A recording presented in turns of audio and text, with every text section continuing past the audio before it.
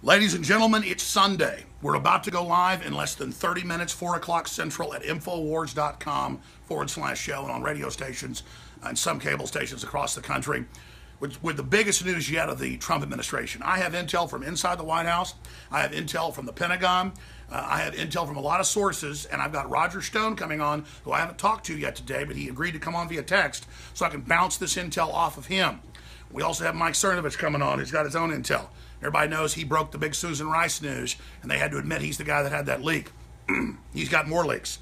And I know Stone has some of his own big leaks concerning Kushner and what he's leaking to the liberal media. Now even the Daily Beast and Time Magazine say that Kushner and Trump's daughter have basically had a Democratic coup at the White House. But that's a whole separate deal we're covering coming up in less than 30 minutes. That'll be about 27 minutes from now, Infowars.com/show.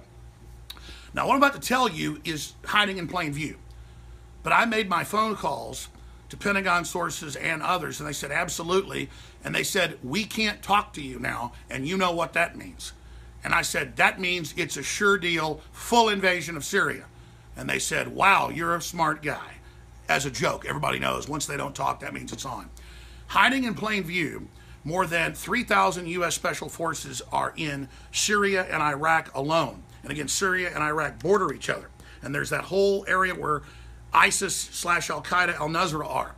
So you've got the Mediterranean, you've got Syria, you've got Iraq. Here's where the main battles are going on in the west. And then you got the larger battles going on in the east between the, quote, regular rebels and the main Syrian forces. But getting past the geopolitical here, the U.S. forces were supposedly put in when Trump got in office 80 days ago, or a little more than 2 months ago. I guess 2 months and 20 days. They were put in to reportedly push out Al-Qaeda, ISIS, cut out their supply lines right through the country up to the north, where they were then invading back down to the south along the Mediterranean. They've pushed them all the way to the edge of Iraq right now. Tens of thousands of U.S. troops reportedly being ready, but thousands more are already being put in of regular army. They've got a Marine Expeditionary Force with heavy artillery that can go out 5, 6, 7 miles, ready to pound Damascus if need be, or even go to war with the Russians. All sorts of anti-aircraft missiles and batteries have been brought in. That's why John McCain is so happy on CNN, saying Rand Paul doesn't even matter. Ha, ha, ha. We don't have to go to Congress. This is huge.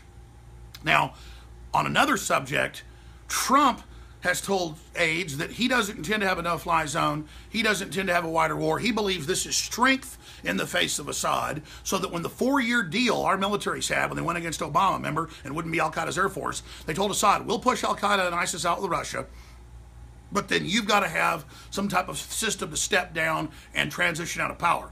And the word is, Assad recently said, I'm not going to step down, and the Russians said, we have no comment. Okay, now this happened a few weeks ago. So now McMaster's, the National Security Advisor, super right-wing neocon general, very effective, but very neocon, very pro-Pax Americana war, he has publicly told Congress and others that he wants to take out ISIS and Assad simultaneously. Total nation building, the opposite of what Trump said when it was Hillary and Obama and the globalists and the neocons, John Kerry, all of them, that started this thing 6 years ago by sending in the jihadi forces, the ISIS, Al-Qaeda forces into Syria to overthrow it. Our government backed them. The Council on Foreign Relations admitted that. Our military found its conscience and said no to this 4 years ago. And the chairman of the Joint Chiefs, Dempsey, went and said no to Obama. And all that stuff happened that we broke first on air. So listen, I want to be clear. I support President Trump and cutting taxes and securing the borders and leaving the Second Amendment alone and cutting UN funding by half and restoring our republic and $3 trillion in the stock market and $300 billion in jobs and the best small business numbers. It's beautiful. It's wonderful. It's America. But what does it matter if it's America now taking over the whole global empire and you know, just kind of taking it from the EU and then the US running it, and then the empire doesn't put in good secular governments that actually help people and send women to college. It's neocons allied with Saudi Arabia in global domination. Al-Qaeda is celebrating this. That's what's disgusting. I'll tell you, my listeners are 80% against this, okay?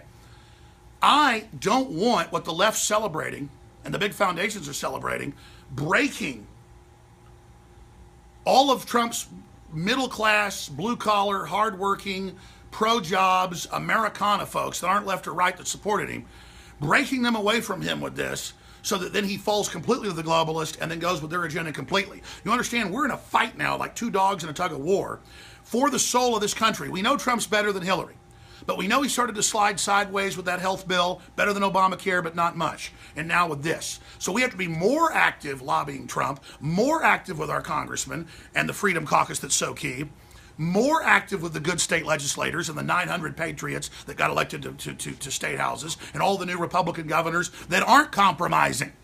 That's why it really, three things make me really start to worry about Trump. The bad health bill, then he attacked the Freedom Caucus 2 weeks ago as if they were the enemy, and then now he's sliding on his promises with Syria. If he just did this to look strong to the Chinese, and he just did this because the Russians agreed to get rid of the chemical weapons 4 years ago in that agreement, and they hadn't, and he was blowing them up on the spot, as the agreement said, if he said that, fine. But clearly, they're not going to attack with chemical weapons when they're winning the war and the U.S. is about to push ISIS out. Why the hell would they do that when the week before, 10 days ago, Tillerson, Secretary of State, said Assad might be able to stay? Assad might be able to stay. Oh, God, let me launch some chemical weapons and make sure the red line gets passed. They turn against me. The American people, at least a large segment of them, of every race, color, and creed, are educated about this now. I'm not going to just throw Trump under the bus and throw it all out in all of our successes against political correctness and the New World Order and America, not globalism, just because this happens. But you've got a carrier task force group pulling up at the South China Sea. You got North Korea threatening nuclear war against all these places, Japan, and of course, Seoul, South Korea.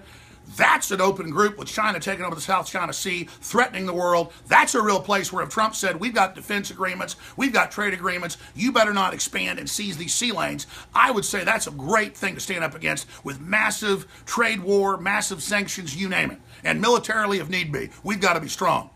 But to go into Syria when the globalists started it and tried to overthrow that sovereign country to put a bunch of al-Qaeda dirtbags in charge who murder Christians by the hundreds of thousands is a load of crap. The globalists want to sow division and collapse, not just here, but in Russia and in the Middle East. They made a failed state in Libya. They're making failed states in Syria. They overthrew our allies in Egypt and put Muslim Brotherhood crap asses in. And to see that global sick strategy is now begin to be picked up by Trump is BS, and he needs to hear from we, the American people, not just a bunch of bitching about, oh, he sold us out. He's surrounded. They're ignoring his orders. The whole government's in rebellion against him. And the neocons are running it with the Democrats, telling him capitulate to their agenda and they'll let him stay in office. Well, he should know this. They want to destroy you because of the image of nationalism you created. And they're going to get you to carry out their will to drive away your support. And as soon as your support base is gone, they are going to throw you to the dogs and have their cake and eat it too. So Donald John Trump, don't be a dumbass. And listeners of mine and viewers, don't be dumbasses either and just want to say, you're losers, oh, we got screwed again. We've already made massive gains. Globalism is in trouble everywhere. The fact that it's unelected is coming out. The fact that its world government's coming out. So we need to press the attack and tell Trump and everybody else, listen, we didn't elect your daughter as president. We didn't elect Jared Kushner as president. We elected you because of people like Stephen Bannon and what you stood for and the first 70 days where you delivered on everything. Now the last 10 days or everything, you're crapping all over that in the name of strength. And all I know is you don't want McMasters and others who've got a massive ground force already on the ground to move this into a full war in the Middle East. Now, that's what it comes down to, ladies and gentlemen. I love my children, and I love this planet, and I love God. We should all be praying for peace, because this is an incredible betrayal. I want to tell Trump one more thing. Everybody hated Obama. Everybody hated George W., who got installed. The fact that people loved you and you spoke out against globalism, if you turn on them, they're going to hate you like a woman scorned. So, Donald Trump, don't think you're going to slick your way out of this one if you're starting to go sideways. Now, if you know what you're doing and we don't understand what's happening, that's fine. It's very encouraging to hear at the White House meetings, you're saying no fly zones are off the table. We're not going to war with Syria. But the neocons and their people are signaling everywhere that's what's happening, and they're all over the news saying Russia was behind the chemical attack now, and John McCain says they're the real enemy, and we need to go to war with them. And we need to go to war in Ukraine, when again, George Soros and the globalists started that again. I'm not on Russia's side. I'm on the side of my memory. I know what happened. I'm informed. We're live in 15 minutes at Infowars.com. Come over here. Wilson doing a great job. We're live, I guess it's about 17, 18 minutes at Infowars.com/show. History's happening. And if the people wake up like we did, 4 years ago, 5 years ago, and say no to what happened in Syria, we can't avoid another world war. We just passed the 100-year anniversary of World War I, and the United States being involved in that, ladies and gentlemen. And we've got more people up there holding up their images of little dead kids. You notice, oh, here's the final statement. You see any dead kids from the photos in Stockholm, Sweden, with the guy running over a bunch of people and killing them? No. You see any images of dead people with the ISIS bombings of churches in Egypt this week? Hell no. You didn't see any of that, did you? Because they don't want you to care about that because they're allied with ISIS and Saudi Arabia. But you saw the kids, the photos of the nerve gas kids and the videos, didn't you? If we show that kind of stuff any other time, they block our YouTube channels, they take us off cable TV. But the establishment, they're able to show you the images of little kids when they want to wave the bloody shirt and manipulate you. This is so fake, it makes my head spin.